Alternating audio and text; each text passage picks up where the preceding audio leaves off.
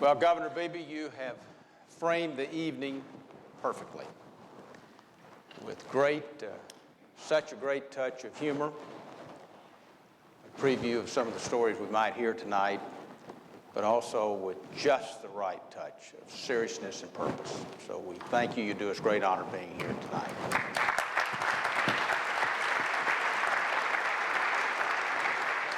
Well, I'm reminded of the saying, the days pass slowly, but the years fly by.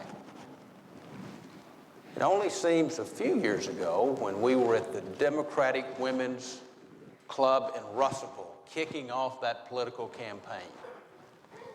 And in a little less time, I think in the solarium, talking about how we were going to pass that economic plan and deficit reduction plan. It is a great honor for me to be here tonight. I'm going to need the help of both Barrister Bruce Lindsay and General Wesley Clark and James Lee Witt to keep any kind of order tonight. You're all great storytellers, world-renowned for your clarity and levity. Not so much for your brevity, however. Hopefully tonight, we'll hear those great stories. And I think it will give us an insight not only into Arkansas politics, but perhaps a bit about ourselves and our great state. But I think the governor said it just right. We also hope to draw a little bit of seriousness of purpose tonight and hear your thoughts about where we are as a country and where we should go. So my job is to try to keep things marching along a bit, but I plan to leave a little time at the end for a story or two. So let's get started and get right into it. Mr. President, let's start with you, if I may. I believe Tom Brokaw once commented, my goodness, Bill Clinton, Dale Bumpers, David Pryor, what is in the water in Arkansas?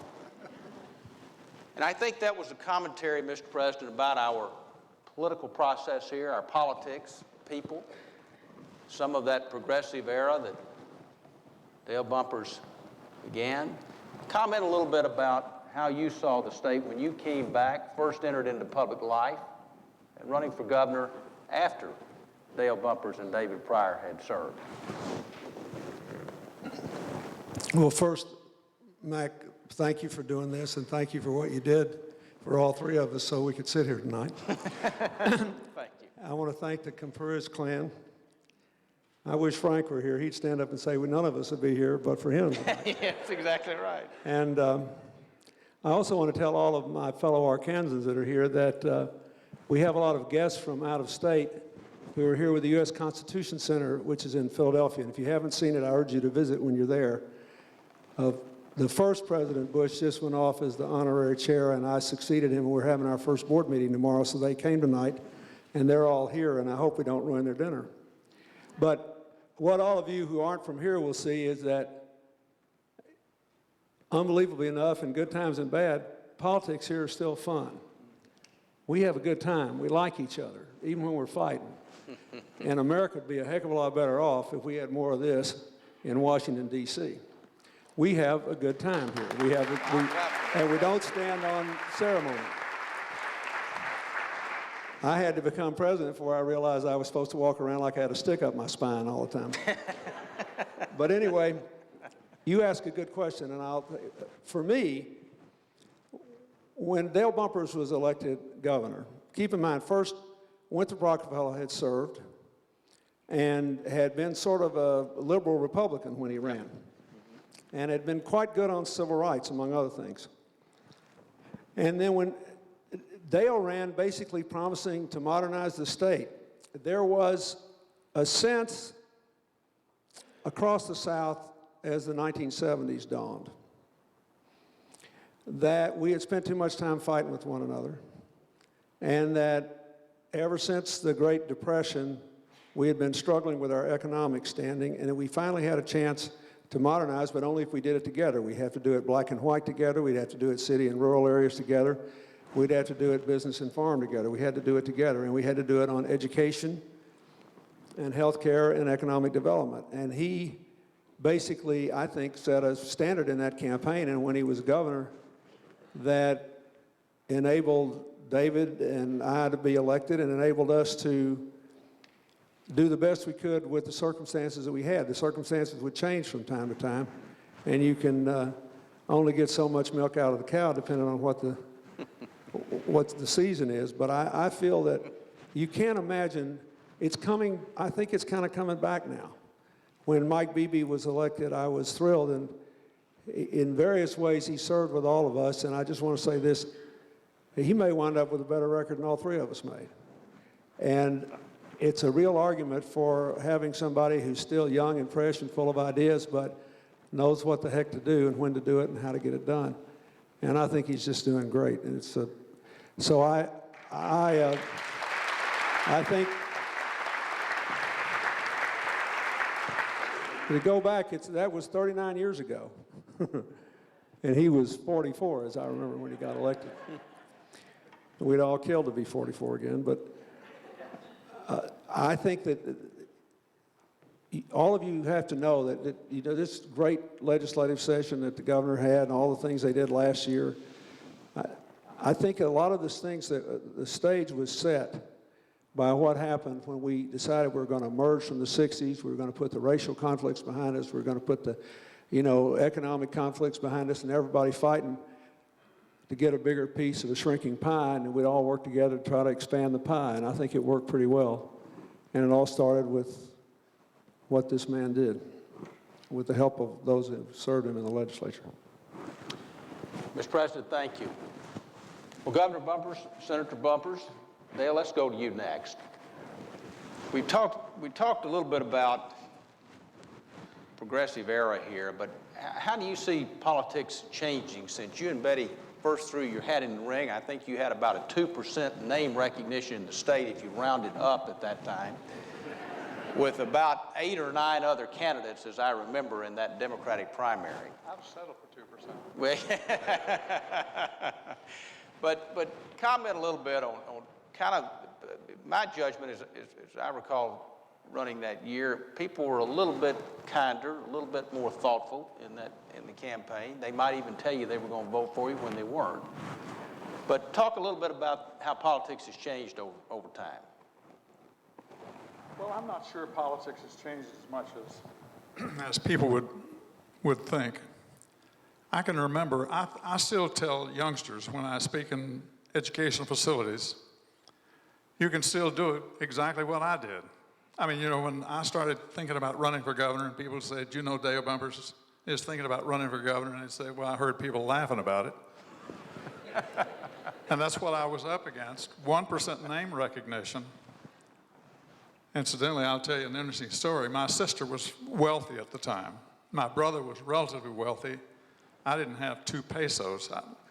I did have some cattle, and I was willing to sell the cattle to run.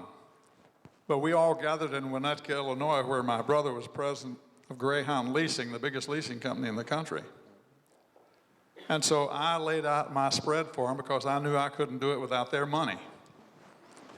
So we were sitting in the kitchen of my brother's home, and so I laid it out to him, and my sister sat there and didn't say anything, and finally she said, "You're telling me you've never run for office in Arkansas in your life. Nobody outside of Charleston knows who you are.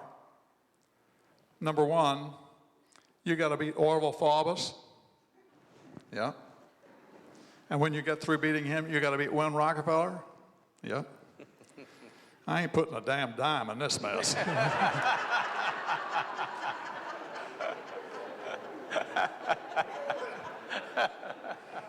But when it was all said and done, counting my 10, I left there with $50,000.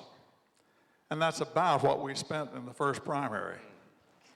It was an unbelievable time, but I decided to take a very positive attitude about everything, talk about health care. For example, Mr. President, one of the things I never failed to tell is that I took a poll in southeast Arkansas, and the question was, if you woke up with a chest pain, what would you do? Almost everybody down there said nothing, because I ain't got a car to get anyplace. Transportation was the biggest impediment to health care in Arkansas when I was first elected governor. But anyway, to get back to one other point, the night of the first primary, it was really something. I had gotten to the point, I went from 1% to 4% to 7% to 14%, and God knows where after that, because the election was coming up. And up in one of the mountain counties, and I'd heard about those mountain counties, I had 900 votes, and I called the sheriff and the county judge up there, and I said, look, I want to keep my 900 votes. I don't want anybody else's votes. Don't you worry, Dale. Those votes are as safe as they can be. We got one little old box, 32 votes out here in the church house, just outside of town. You'll get every one of those votes, don't you worry about it. When the final count came in on Friday afternoon, I only had 400 votes. 2 weeks later, we had rented, strike that, 1 week later, we had rented an apartment in the Quapaw. That's how affluent my campaign had become. And these people who wished they had been for me in the beginning started coming in and putting their money on the bed. That's the way we did it in those days.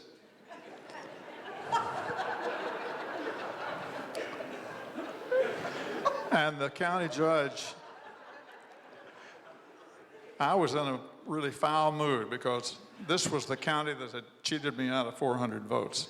Incidentally, when the formal count came in, they put them back in.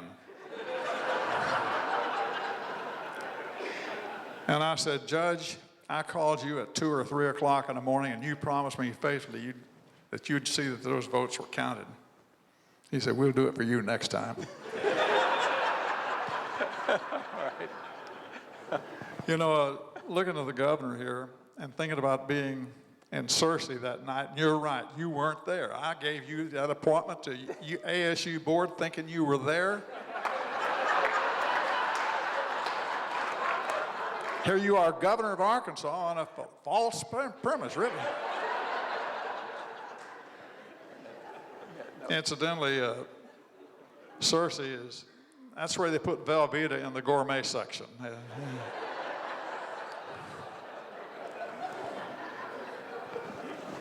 But Lawton Grubbs, was that his name, as chairman of the party up there? I was speaking at the Rotary Club, and Lawton, everybody had a huge crowd. Most of them weren't Rotarians, but they got up and they introduced themselves and their wives.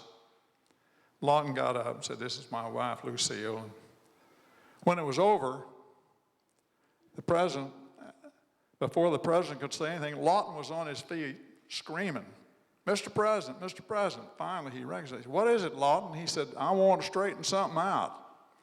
My wife's name ain't Lucille, she's Louise.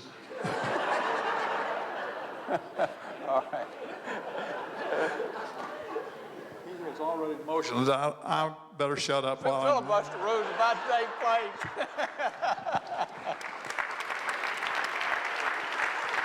Filibuster rule is about to take place.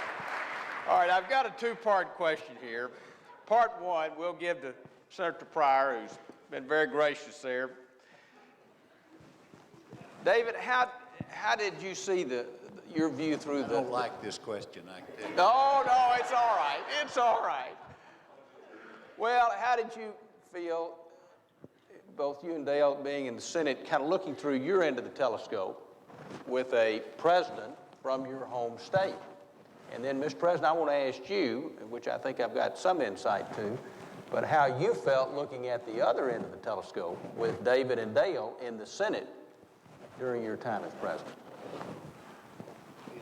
Probably caused him great chagrin to think that he had to depend on us. But let me first, Mac, thank you. I want to say a couple of things. I want to thank you, Mr. President, for making a decision just a very few years ago about bringing this presidential library right here.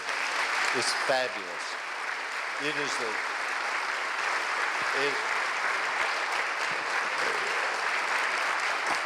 And the fabulous Clinton School here, and Skip and Mike and everyone who makes that so possible, and our students who come here. But I want to just thank you. Let me say to our guests from out of state with our Constitutional Center, Law Center, or whatever. Yeah, Constitution Center. This is for better or for worse, this is the Arkansas version of the Antique Road Show right here. You're looking at it. You got it right here. This is it. I love it. And all of us came in here tonight not knowing what to expect, what to do, no notes. Mac was going to preside. You know, Mac is the neatest guy. He irons his socks. Yeah. You know, he irons his socks every night. Get out of here. Stands at the ironing board and irons his socks. Get out of here. But Mac, I'll tell you one little story on Mac. I've lost Mac, control. Governor Beebe said that nice thing about me a while ago, and thank you, Governor, for the Democratic Party chairmanship. I take non-paying jobs. That's what I do all the time. But it was a great honor, and I want to thank you. Mac McClarty was the former chairman, Betty, of the Democratic Party.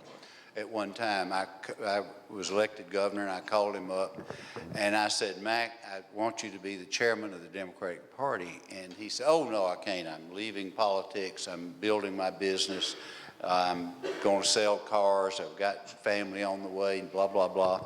And he went on and on for about 5 or 6 minutes. I said, too bad, I just announced it to the press. So that's how he got to be the chairman of the party. I tell a little different story, but No. that's But I want to thank you, Mac, for doing all of you. This is a special place in a special town, in a special state. But we're all hoping that the statute of limitations has run. That's all we can hope. But, you know, to be in the United States Senate and to have a former governor and a friend and a colleague on his way to Washington in 1993, and that was heady. It was so very, very exciting for us. I don't think I'll ever go through a period that exciting again, and I just want you to know that every day was a moment of pride that I could look and say, this man is from Arkansas, and we are from Arkansas, and we just can't express the degree of pride that we've had in President Clinton representing us and speaking for us, and every now and then for you to call on Dale and myself to try to do something in your administration and on the floor of the legislature, the legislative body in the United States Senate was truly an honor, and I want to thank you for it. It was great, and I hope we did not embarrass you, and I just want you to know what an honor it was. Thank you very, very much.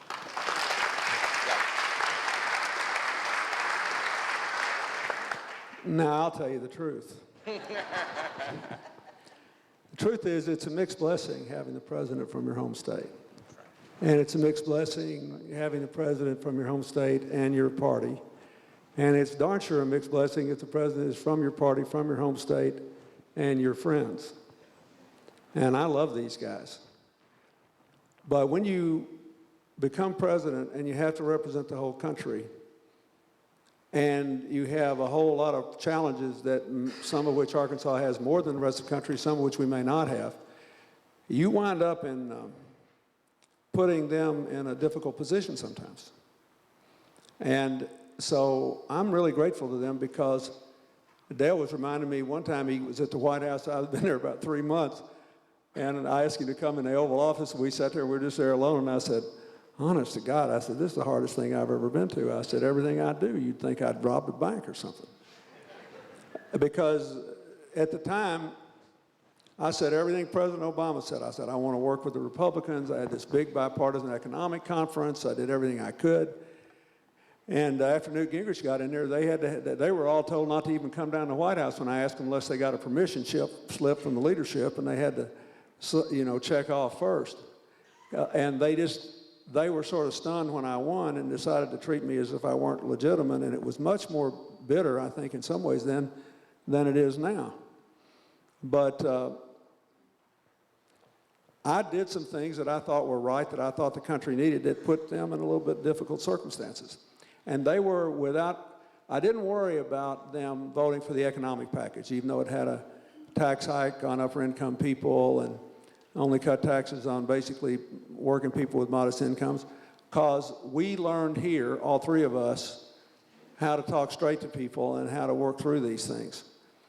And they supported me when we passed the Brady Law and passed the assault weapons ban. But I lost 12 to 15 congressmen that the NRA took out in 1994 just because they voted for the Brady bill and the assault weapons ban.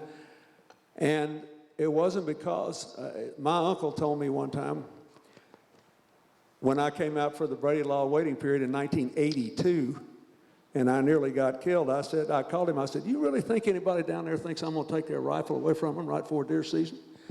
He said, no, but they don't want to take a chance. And it was a very important cultural thing. He said, Bill, you got to realize, he said, look at your family. He said, none of us ever been on a vacation out of state. We hadn't got any money. We can't go anywhere. All we got's hunting and fishing. So we just don't want to take a chance. He said, we get all this stuff in the mail. For all we know, it's just a bunch of bull, but why take a chance? He said, that's what you're up against. And that's what we were up against. And so they had to defend me on a lot of things. And then when I was in the wrong, sometimes they were deputized by their colleagues to tell me. And I remember once David. Don't tell that. I'm not going to tell the details because it'd be personally embarrassing, but David once came to see me and I had a controversial appointment, and he said, Bill, this thing's not going through. And you'll look better if you make us vote on it, because you'll look like a stand-up guy and you'll be really strong. But you'll pay a terrible price for it because it'll hurt the senators that have to vote no, but they can't vote yes. And you ought to pull it down. And you take a lot of bad articles for it, but if you do, you'll be in better shape with the Democrats in the Senate. We got an economic program to pass. We're going to try to do health care. You're going to try to do this big trade thing. You got this big crime bill. You got this big education bill. You want to pass AmeriCorps. You asking us to chew a lot of stuff in a short amount of time, and you ought to take a bullet for the Senate and do it, because it's not going through. And I did it. Lots of people won't tell the president that. And Dale had called. I always knew Dale was going to tell me something I didn't want to hear if he started with a joke. And I always knew we were going to just have a good conversation when he would call me. For 20 years, even before I was president, he'd called me on the phone saying, you remember that joke you told me 2 or 3 years ago, the one about so-and-so? He said, yeah. He said, tell it to me again. I get a third of the way through the joke, and he'd start howling because he'd remember the punchline. I got the worst of all worlds. I had to retread the joke and didn't even get to give the punchline. But I say that to realize, somebody asked me the other day, Larry King or somebody asked me what I thought about President Obama going to basketball games and taking his kids to school and doing all this stuff. And I said, he can't do enough of it to suit me. You forget, all these people in these jobs are people. And if they're happy in their lives, if their families are okay, if their kids are okay, if they get to see their friends, and if they got people who will be honest with them, not to hurt them, but to help them. Not to get on the evening news or to see their own numbers go up, but just shell down the corn the way it is to help the country, it's a lot better. I was blue when they left the Senate. I was lower than a snake's belly, because I knew that I had a relationship with both of them that no one else, and I had a lot of friends in the Senate, a lot of friends in the House, and they were good to me, the Congress. And I made a lot of friends even among the Republicans as I went along there, but it was irreplaceable. Having somebody that's been with you since you were wet behind the ears, that will both be honest with you and will always do it from a caring perspective, is something everybody needs. I wish every president had that. I kind of think Dick Durbin will do that for President Obama. Dick and I went to college together, and I've got a very high regard for him. But I don't know how I'd have gotten through those first couple of years if it hadn't been for them. But it was better for me than it was for them. Because whenever I did something that I thought was right for the country that I knew was unpopular here, they had to eat it.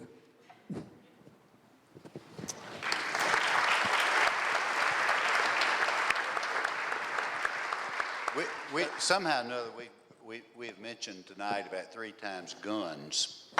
I want to tell one of the great Wes Clark stories. I was up in New Hampshire for General Clark, and it was the coldest time. My feet are still cold. How many years ago was that? We were in this enormously hot little gymnasium one night, and it was 12 below or something like that out there, and this guy got up and says, General Clark, I hear you're going to take away my AK-47, and blah, blah, blah. He went on through why an AK-47 should be protected and he should be able to have it. And Wes Clark looked at that guy, and it was packed in there, and everybody got quiet because that's a big hunting state just like Arkansas is. And General Clark looked at him and says, you know, I've got just the answer for you. You can use that gun all you want in the U.S. Army. You can join tomorrow and we'll take... I always love that story, the way you turned that crowd and they cheered. I'll never will forget that. That was a great comeback. Let me just say that, and Dale may want to chime in on this. I think this is important. I believe politicians make a mistake when they just automatically cave in to the intensity of public opinion and do something that they don't believe in, because what happens is then you feel wimpy. On the other hand, it's a terrible mistake to take what you think of as a politically risky position and then try to hide it. And that's a mistake the reason we lost a lot of those people from rural districts in '94 was they voted with me on those 2 gun issues and then they didn't want to talk about it. They pretended like it'd go away. So they had everybody that was going to vote against them voted against them, and they couldn't make any votes. They couldn't make it a voting issue for anybody that was for them. And in New Hampshire, I won it by 1 point in '92. So and it was the only state up there that was close. And then they beat their congressman in the '94 election who voted against my economic plan but for the gun issues. So it was 100% a gun vote. So when we got ready to run for election, they said, well, we got to go to New Hampshire. You did everything you said you did. I said, yes, we do, but we're going to kick off the campaign on Saturday at a restaurant. I told them right where it was, a cafe on the edge of Manchester. I said, it'll be full of deer hunters, and we're going to kick it off, and I'm going to go up there and talk about this. And all these young people who'd never run for county judge in my White House said, are you out of your mind? I said, they said, have you polled it? I said, this ain't about polling. I said, you hide and watch. This is what we're going to do, set the event up. So we went up there, and I thanked them for voting for me in '92, and I said, I've tried to do everything I said I'd do, and I went through that. I said, now, in '94, you beat your congressman up here. And I said, you beat him because he voted for those gun bills, didn't you? And they all started looking down, and their boots were kind of scuffing. I said, oh, come on, look up here. Isn't that why you beat him? One of them said, damn right it is. And national television is all around. I said, okay, here's what I want you to do. I said, if you missed a day or even an hour in the deer woods because of those bills, I want you to vote against me too. Because he only voted for that bill because I asked him to. I said, on the other hand, if you didn't, they lied to you, and you need to get even.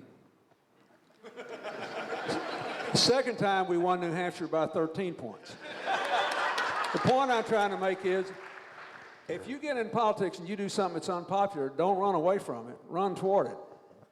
Turn into the heat. Don't turn away from it. It's always a mistake to bite off an unpopular thing and then pretend like you didn't do it and hope nobody will notice. Because then they think you believe you did the wrong thing. So you don't even get any courage points. If you're going to get beat on it, go down swinging. And chances are you won't lose on it. I mean, Dale did this. I mean, he raised taxes more than David and I did put together and then some. and wound up raising 3 times the money that he said he was going to raise when he raised the rates. And by the time he got done talking, everybody was ready to give him some more. It beat anything I ever saw. Because he didn't run away from it. Mr. President, another thing about Dale, Let me tell you the rest of that story. Go ahead, and then David, we'll go to... Go ahead, Dale. He mentioned something that I had almost forgotten, and that was we had a special session and raised what we thought was going to be $16 million, turned out to be $57 million. We didn't broadcast that and talk a lot about it. We gave teachers most of it. But anyway, Dooley Womack, who was a state senator from Camden, I want to conclude.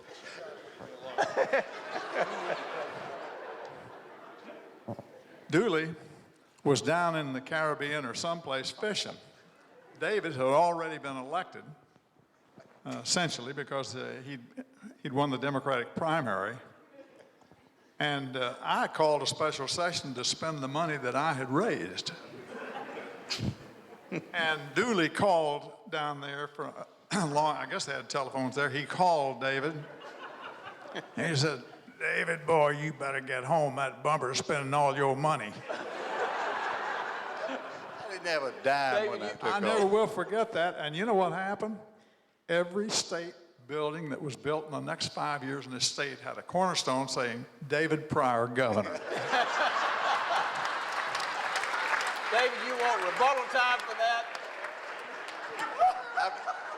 I'm not going, it's true. I didn't have a dime.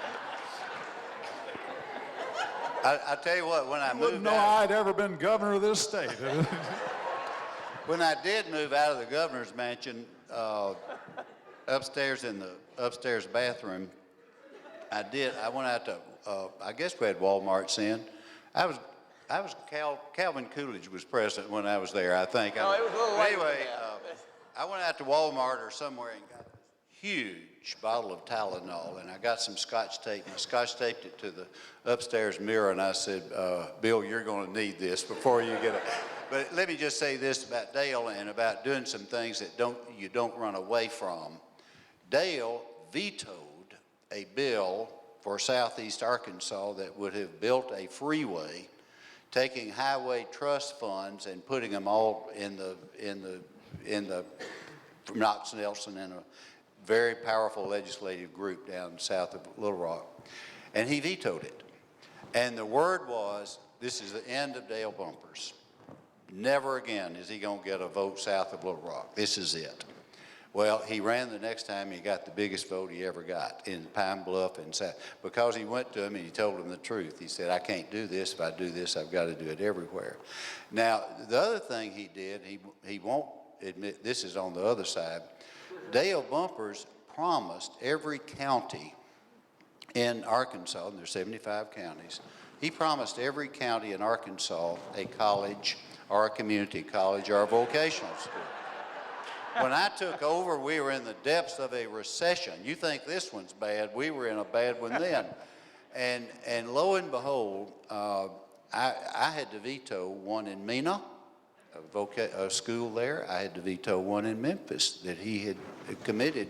And man, I got in bad trouble because they thought he had committed that, and I couldn't do it at the state at that particular time. But I tell you, to have served in the Senate with Dale Bumpers, most of the senators, especially from your own party,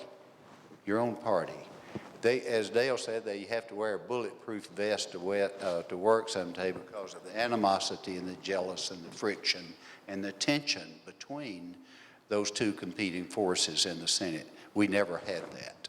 And to have served with Dale was truly one of the high points of my life. Thank you very much. Well, what you can tell we're building a little momentum here as we go along, and I think you're getting a real sense of people that you know and respect and have a deep affection for, but also some of the tough decisions. It's the Harry Truman, the buck stops here. Someone has to make that tough decision. The governor's level, senatorial vote, certainly in the Oval Office. And you get the highs where you feel that you've really accomplished something that will help people, and you're getting a sense also of some of the challenges that you face as well. Dale, what was the toughest decision you had to make as governor, and what was kind of the best or lightest moment that you had as governor? There weren't any light moments. I hardly know how to answer that. There were a lot of tough decisions. I remember there were some people west of Little Rock who were trial lawyers, and they wanted a new judge because the judge that that they tried cases under then was a very fair judge, and if there's anything they didn't like, it was a fair judge. They ramrodded a bill through the legislature to what shall I say, get a new judge in that district and split the district up so that they had it all to themselves. And it was really lethal. It was a very powerful vote. It doesn't sound like it here today, but at the time, I was really in something of a quandary about whether to veto it or not, because, Mr. President, that was one of those things you think, if you veto this, you're going to be a one-term governor or something like that. But anyway, Richard Arnold and I sat in my office for 30 minutes with that bill on my desk, and Richard didn't say one word. And we just sat there, looked out the window, got up and walked around, got a drink of water. We both knew that bill ought to be vetoed. And I finally vetoed it, and that was the last thing anybody ever heard of it. Now, that doesn't sound like very much, but every time I get asked that question, I give that same answer, because it was just one of those things that probably would have been lethal if I hadn't, it would have been lethal probably if I hadn't vetoed it.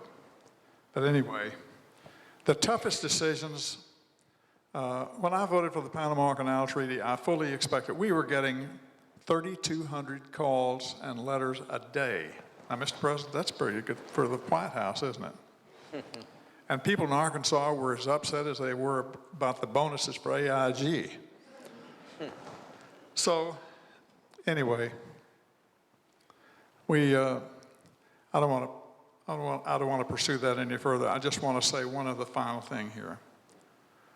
David Pryor and Bill Clinton and I have never had a cross word. I doubt that there are 3 politicians anywhere in the state that can make that statement. We have been, I can't tell you how close we have been, how we have been cooperative. I know 2 or 3 times the president would call me and say, can you do something with so-and-so? And I'd do my very best to do it. But we've never had a cross word, and that's one of the reasons we've been successful as a team in representing this state.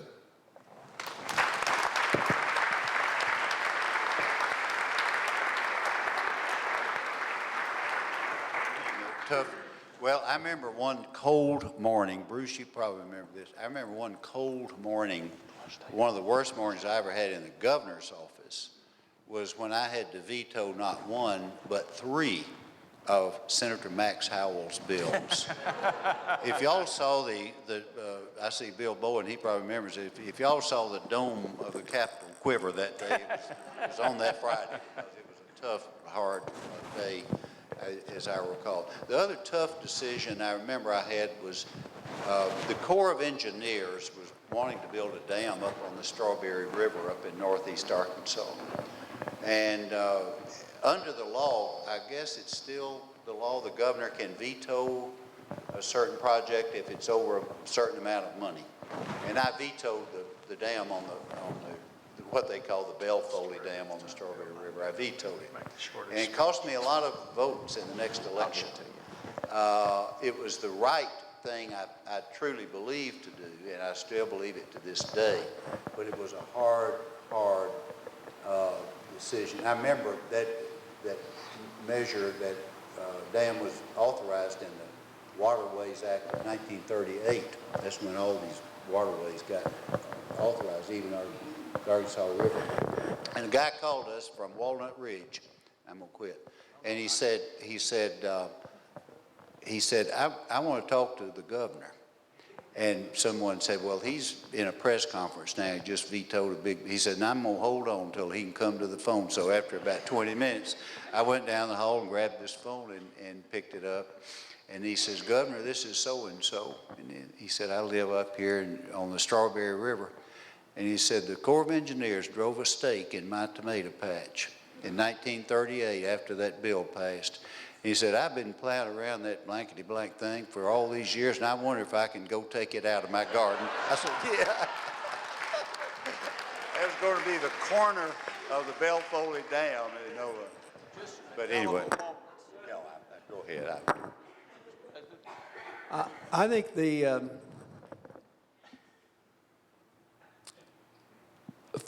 executions were the hardest for me. You know, I'd always prided myself on my work for law enforcement. When I was, even when I was in law school, I taught people who were studying to be police officers to make sure they understood the Constitution and the criminal law and how it fit with the Constitution. When I was a young law professor, I used to come down to Little Rock once a week to teach county sheriffs and sheriff's employees and people in the police department. I love law enforcement, and I always said I was for capital punishment, but when you're there and you get to say yes or no, it's a different thing. And this was before the DNA evidence. God knows if they had that then, I don't know if I could have ever done a one. That was hard. But the other things were that if you stay in politics long enough, there'll come times when you have given a clear commitment to do something and you later decide it's the wrong thing. And so you have to decide whether to keep your word and risk the consequences or break your word and risk the consequences. You simply, if you're serious and you believe in taking positions on issues, this is unavoidable. And I can think of, 2 times when I kept my word and 1 time when I broke a commitment and there was no good outcome. I got the best outcome I could. Once I promised a lobbyist that I would sign a bill thinking it was a good bill. I later decided it wasn't. I vetoed the bill. That was a popular position, and before I sent it in, because the time hadn't run out, I scratched through the veto and signed it. I kept my word, and sure enough, the sky didn't fall. It wasn't as bad as I feared or as good as he hoped. So it's sort of no harm, no foul. But it was a nightmare for me because I had given my word, and yet I thought I had the wrong facts. Then there was a time when I said I wouldn't, if I were reelected, I wouldn't sign another increase in the fuel tax because I had gotten beat over a highway program. I got great stories on that. But I knew it was the right thing to do, and the highway department had done a fine job selling this road program. So I vetoed the bill. And then I told the legislature, and I told the public this. I didn't make any secret. I said, I'm going to veto this and keep my word. But they've done a good job on this, and I'm not sure that it's unpopular anymore. So if you want the veto upheld, you will have to do it, because I won't lift a finger to uphold my veto. And in 12 years, I served as the only veto I ever had overridden. And then the third time was when I said, I had a horrible experience when I was governor. We had overcrowded prisons, and the parole board and the prison board both asked me to start commuting the sentence of people who had life sentences without parole, because they were, 10% of the prison population. They were never going to get out, and a lot of them had been there 15 or 20 years and were old. And I'll never forget this. This guy had served for 16 years. He had 1 disciplinary in 16 years. And prison and the parole board officers came to me together, and they said, look at this case. This is a classic case. He said, this guy has got arteriosclerosis. He's not going to live a year. He'll be a vegetable in 6 months. He's going to cost the state budget $1 gazillion. If you parole him, he can live with his sister, and Medicaid will pay it, and it'll only cost us 20% of that. And this is the kind of thing that's going on. You got to parole him. So I paroled this guy. And about 6 weeks later, he got his Social Security check, got a friend of his, went out in the pickup with a gun rack in the back, and they drank a 6-pack of beer together, and he shot the guy and killed him. And then the judge couldn't believe this guy was 76 years old, so he paroled him to the care of his sister. A couple of days later, he got on the back of a motorcycle driven by a 30-year-old guy and drove from south of Pine Bluff all the way to Pottsville, which is up by Russellville, and crashed the motorcycle through the door of the little bank there and tried to rob the bank. If nobody had died, this would be funny.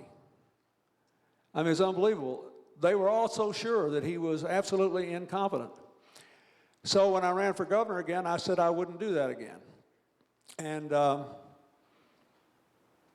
few years later, the prisons were even more overcrowded, and I reviewed a lot of cases, and I decided a lot of injustices were being done. And so I told the people, I said, before the election, I said, this is what I'm going to do. You can vote against me if you want to, but you have to know, I do not believe in good conscience I can maintain this position. So I'm going to tell you this. And But I also laid out all these procedures for notifying the victims and having hearings and letting the families say what they had to say, and we resumed it. And I did it in a way that they didn't think I was lying to them because they had one more chance to vote against me. But anybody who's ever served any length of time in an executive or legislative position will tell you these are the nightmares, because you want to be honorable, you want to keep your word, and sometimes when you give it, you're just wrong. You can't be right about everything all the time, or circumstances change. And I found those to be the most difficult things. Dale? Mr. President, thank you. I point at something the President said a moment ago. Incidentally, the thing I wanted to tell us, since Betty is here tonight, was one time Bill and I were going to the coon supper, and the only problem with it is 12 inches of snow on the ground. He called me at 3 o'clock in the afternoon and said, "Are you going to the coon supper?" And I said, "Are you crazy?" Of course I'm not going. How would we get there? He said, "Well, I've called the county judge, and he said he'll scrape all the snow off the runway if we'll come." I said, "Well," he said, "we can split the plane fare." So we agreed on it. He said, "I'll meet you at Central Flying Service at 6 o'clock. I hung up. Betty said, "Who was that?" I said, "Bill Clinton." "What did he want?" "He wanted to know if I was going to the coon supper." "What'd you tell him?" I said, "I ain't going to tell you."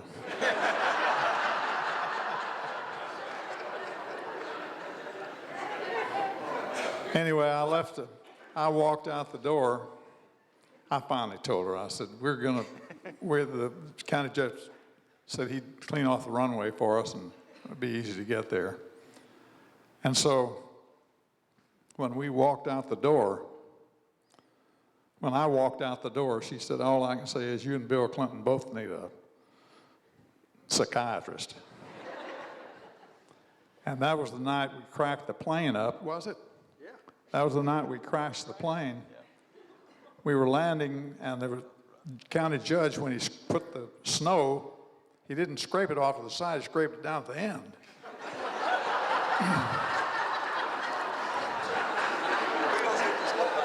That's right, yeah. Makes for an interesting landing. And so sure enough, is Cindy Edwards in this audience? Is Cindy here? John Edwards' wife? Cindy? Cindy had just been working with me for a short while, and that's first. She thought you always landed in planes like that. But anyway, we were coming in, and Bill was telling this big, long tale.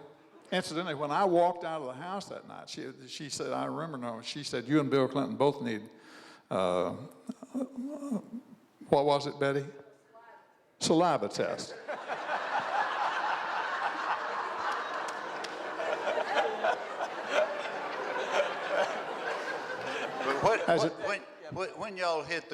When y'all were turned upside down in that little plane, by the way, I had backed out of that deal at Central. I got out. Betty, I had good sense.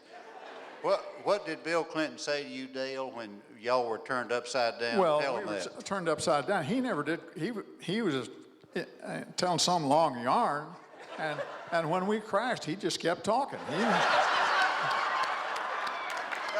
The plane was upside down, and I said, "Bill, open the door. This damn thing's going to catch on fire." And he acted as though he didn't even hear me. Finally, he had a trooper with him. The trooper reached over in front of him and opened the door. And Cindy, who had never flown in a small plane, thought you always landed that way. And Bill Clinton said, "You know, Dale, we'll never lose another vote in Gillette."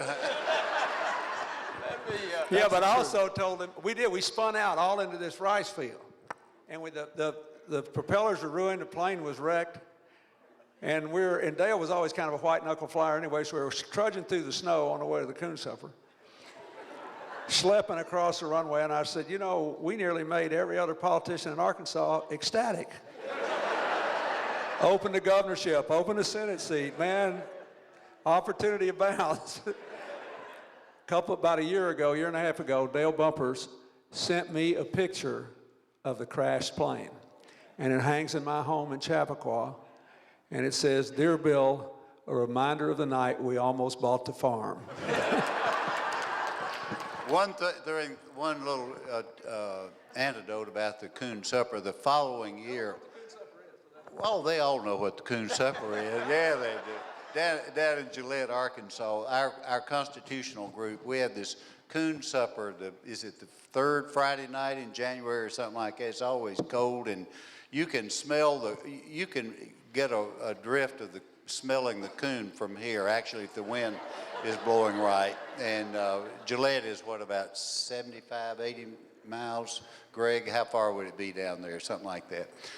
Well, anyway, the following year, Dale was up for re-election, and I called him up. I knew he had intestinal flu, but I called him up, and I said, "Dale, I know you got the flu, but I'm going to come by your apartment and pick you up. I'm going to drive you to the Coon Supper. We're not going to fly. We're going to drive." He said, "Oh, no, I'm too sick. I can't go." I said, "Dale, you're up for re-election. You've never forgotten. You've never left a Coon Supper. You've always attended the Coon Supper. You're going to ruin your record if you don't go. I'm going to pick you up. We'll go down there, make an appearance. We'll turn around."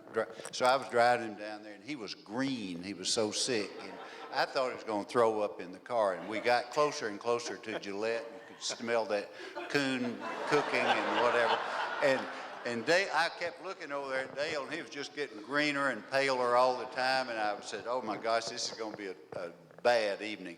We got there, and you sit at these big tables with oilcloth, and they come and they dump these buckets of coon out. And Dale looked down at that coon, and I thought that was it. He was staring down at this table at this coon, and it was, I can't describe how it looked. You don't need to. And what all was in there. And he looked at it, and I'll never will forget, a young lady from Channel 11 came up and says, "Okay, Senator Bumpers, now you eat some of that coon. We want to put you on the 10 o'clock news tonight." And so he looked down there, and he looked at me, and he looked down there at that coon, and he says, and he looked at her, and he said, "You know, I'm sorry, I'm just so full, I can't eat anymore." And she said, "Well, when did you eat it?" And he says, 4 years ago. Let's see if we can. To all of our out-of-staters, Gillette is a town of 800. They have a football team there. They can't finance the football team out of the school budget. So going to the Coon Supper every year is mandatory for politicians because 1,500 people show up at the Coon Supper, and they take all the money and finance the football team. That little team beats a lot of teams from towns 3 and 4 and 5 times its size. But if you're a politician, you need to show. But until you have eaten barbecued coon, you have not lived. And if it's just got the slightest bit of fat in it, if you can eat it without getting sick, you are better than all of us. But if it's lean, it's bearable. And you ought to do it once in your life just to say you did. One night at the Coon Supper, I told a story. I was always willing. It's getting late, Dale. Go I ahead. know. I'm always the person that tells the raunchiest stories, but this was really not bad. But anyway, I told the story. The reason I want to tell you, You're off the record anyway, I think. this man, Strom Thurmond, was campaigning in a nursing home. And he started to leave, and these 2 old nesters out on the front porch. Can I tell this, Skip? And one of them they both jumped up and said, "Senator, we're going to vote for you. We think you're the man, but there's one thing we want to know. What are you going to do about these youngsters that are running around here? They're smoking that marijuana, and they're drinking whiskey, and they're sleeping together." He said, "I sure never slept with my wife before we got married. Did you?" Strom said, "I don't know. What was her maiden name?"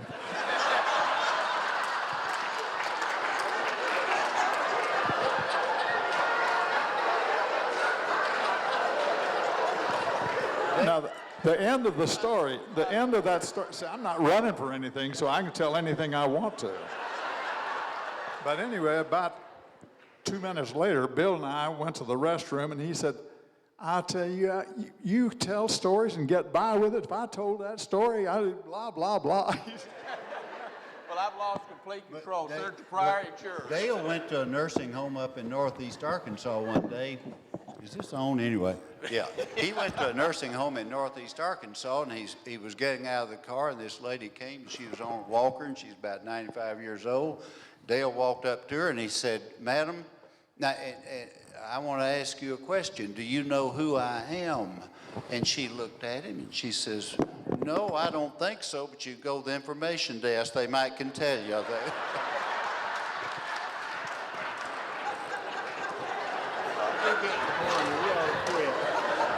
The thing is, Got one more. always got one. Tell him a story about you told, as God is my witness, he told this story when we appeared together at the AARP convention. Now keep in mind, this was when we were younger and we thought people over 60 were sensitive about their age. And I'm giving this speech about all these advocacy things we're doing for the elderly in Arkansas. He tells the following story. That's not the story I'm going to tell. Well, I'll tell it. Bumper says to the AARP, he said, you know, there were these two old people in their room in the nursing home, and the man was 85 and the woman was 83, and she said, I bet I can guess your age. And he said, you can't? She said, well, I can if you'll do one thing. He says, just take off your robe and your pajamas and turn around 3 or 4 times. So the guy did it. And she said, you're 85. And he said, God, that's great. How'd you know that? And she said, you told me yesterday. Now, he told that to the AARP convention and actually made votes doing it. I never saw anybody in my life could get away with that kind of junk. Now, the story, I have to confess in telling this story, it is manifest proof how much smarter Bill Clinton is than I am. We were up at Greer's Ferry, wasn't it? When they were dedicating the bridge? Yeah. It was 100 degrees. Yeah. And we were, instead of having it under that beautiful oak tree on the side of the river, this was a brand new bridge. The tornado had just carried the old bridge right out. New one, you remember that, James Lee? And so anyway, all the politicians were there. And we were standing out in the heat, and I told Bill, I said, why in the world would they have us standing out in 110 degree heat on concrete when we could have been over there under that tree? I don't know. I said, I'll tell you what, I'll bet you a $10 bill I can make a shorter speech than you can. He said, you're on. Now, think about that for a moment, and you'll know the end of the story. I went first. And he talked 10 seconds less than I did. And I had to pay him $10. You think about me making a bet, knowing that I was going to go on first, and all he had to do was just, make it 10 seconds shorter, and he did. You spoke 1 minute and 8 seconds, and I spoke 58 seconds. I remember like it just, and I had my watch on all the time. I needed the money back then. I think that's an appropriate segue to get to our final question here. Because I think any wonderful gathering like this, you always want to leave the crowd wanting a little more. And we're reaching the point where we may not be at that point. Mr. President, you've, as Senator Pryor noted, have chosen Little Rock to have your library here, as well as the Clinton School for Public Service, with the support of the University of Arkansas and the legislature. Senator Pryor, you were the founding dean of the Clinton School. And Dale, I have heard you speak on many occasions about how meaningful it was that the government programs, the infrastructure to smaller towns, the GI Bill. You obviously felt deeply about it. With the students here from the Clinton School, let's talk for a moment with the three of you about young men and women wanting to go into public service, whether it's politics or public service. I think that's the proper note to conclude our discussion on. Dale, you want to start? David, we'll go to you, and then Mr. President, we'll let you wrap it up. let me just say that it was very easy for me because I came from a family where my father believed very strongly in the Constitution. He believed very strongly in this country. He was a very gifted orator, and though he only served one term in the legislature, he was much in demand as a speaker at banquets. And he was also a taskmaster at the dinner table every evening, asking us political questions. He said to us that politics was a noble profession long before Bobby Kennedy said it. He really believed in it. And he wanted to run for Congress so badly after he was in the legislature, and my mother was running around the house crying and screaming, you're going to spend off into bankruptcy, these boys will never get an education. And so he gave it up. But my mother and father were killed in a car wreck by a roaring drunk, incidentally, for whatever that's worth to you. And I was in law school at the time. But in any event, I ran for governor, I have to tell you, to keep faith with my father, who had been long since dead. Not long since, but quite a while. And I ran really, you think about the only lawyer in Charleston, Arkansas, with 1% name recognition. You have to admit that took a lot of nerve. But it took no nerve for me because I really wasn't anticipating winning. I was just trying to keep faith with my father. It was not only the noblest thing I ever did, but it turned out to be the greatest achievement of my life, where I had a chance to vote, to speak, to do all kinds of things to make people's lives better. And that's what every one of us ought to be doing from sun up to sundown every day. And politics is the best place to do it.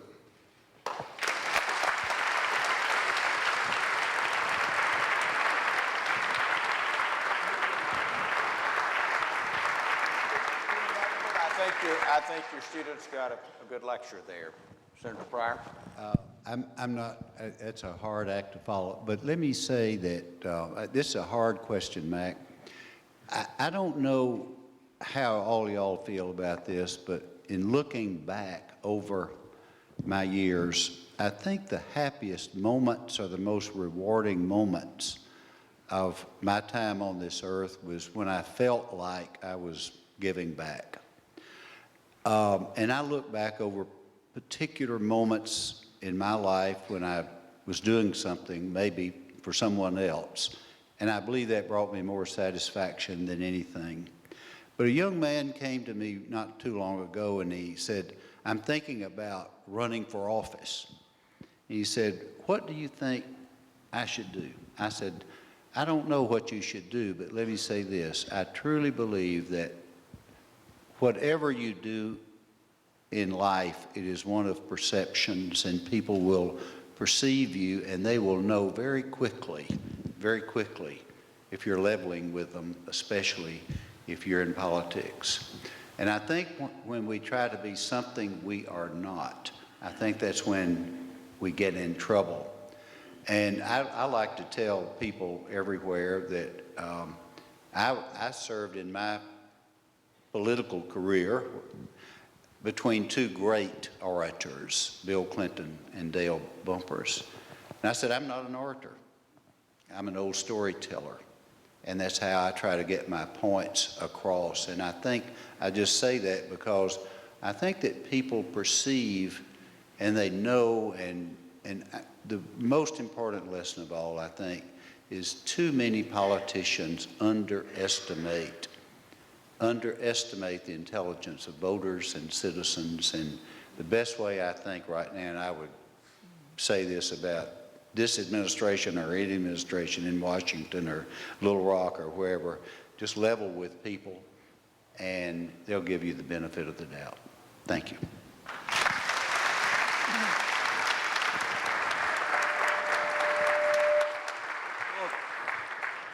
First of all, for all the younger people that are here, I think it's worth starting with this. It really makes a difference who holds public office and the decisions that are made. More than 50 years ago, we now have the first African-American president, right? More than 50 years ago, the first school district in Arkansas to integrate its schools completely peacefully was Charleston. Its lawyer was Dale Bumpers.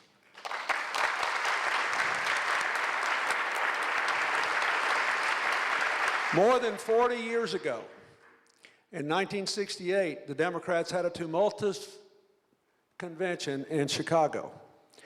And we started our long period in the wilderness, interrupted only by President Carter's first term and then the 2 terms I served.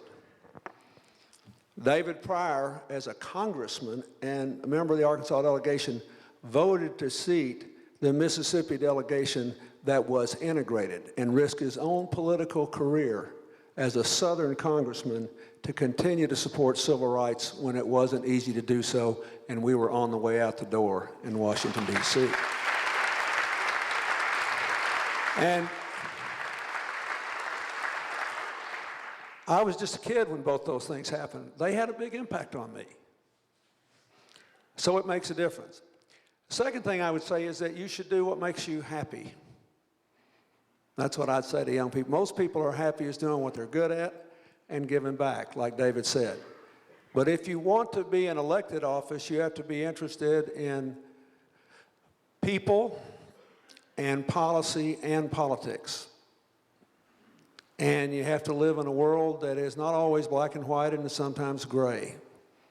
And you have to be driven by the passion that you're going to make a difference if you navigate all those tough waters. If you want to be a public servant, not an elected office, you still got to be interested in people and policy. And I really think one of the reasons that we were so successful, although we may not have demonstrated it tonight as we drive off into the twilight, is all of us were raised in pre-television cultures. Never mind no internet games or anything else. And we were raised in families of pretty modest means, where, you know, if you ever took an out-of-state vacation in your life, you took one, it was a big deal. I had one out-of-state vacation, well, 2 if you count the bus trip I took to Dallas to see my aunt, in my childhood till I finished high school, went off to college. Our entertainment was around meals and discussing the events of the day in our communities. And so for us, there was no such thing as a policy that was divorced from a story. If you're integrating the schools, it wasn't about the Supreme Court's decision in Broward v. Board of Education. It's about how the school board was going to behave when Bumpers told them what they had to do and what the people were going to do. If you believed in civil rights, it was fine to talk about it, but if you're a Southern congressman from South Arkansas, where we had Klansmen still in the 60s, and you're David Pryor, you got to say, do I believe in this enough to risk the fact that I might not ever get elected to anything again? And if you were raised in a culture where conversation mattered, when you were a child, you listened to stories, and when you were a kid, you had to listen before you could tell one. It's only when you get your gray hair you can just keep telling them. And I really think that's the secret of all of our success in politics. You learned about the foibles of human nature and the strength of the human spirit, and you learned to tell jokes because it made people laugh, and once they got to laughing, it was hard for them to be as defensive, and then they could hear what you wanted to say seriously. So I think that's an important thing for young people now. I like the fact that in politics now, you have the YouTube and Facebook and all this, and people can post articles on blog sites, and they can directly communicate with each other again. And I'd like to see us recreate the merger of policy and politics and people. Because I think this is a great country. Look, I know everybody's worried about this stuff today, but let me tell you, we're going to get through this fine. It may take a year, it may take 2 years. And, you know, if Albert Einstein were advising President Obama, he might not be right about everything. They got, you know, these are complicated things to work through. We're going to get through this. But the important thing is to remember that we're still around here after more than 200 years because we had some founders who were really smart. They figured, number one, they had to stop the government from abusing people. This government was set up most of all to stop abuse of power. And number two, we ought to give people as much freedom as possible consistent with their community responsibilities. And then we ought to have a flexible enough document that people like us and our successors and their successors down to hopefully the end of time would be able to have enough tools at their disposal to work together to solve the problems of the country and to keep making that more perfect union. You should feel good about that. But I'll guarantee you, you know, we got more, all of us have more yesterdays than tomorrows. So to all of you who have more tomorrows than yesterdays, I think I could say that all three of us, we wouldn't change our lives on a bet. We would still do what we did if we had a chance to do it again. And that is what I wish for every young person alive today, not just in America, but on our planet. We need to create the circumstances under which people can choose what to do with their lives so that at the end of it, they wouldn't change a thing. Thank you.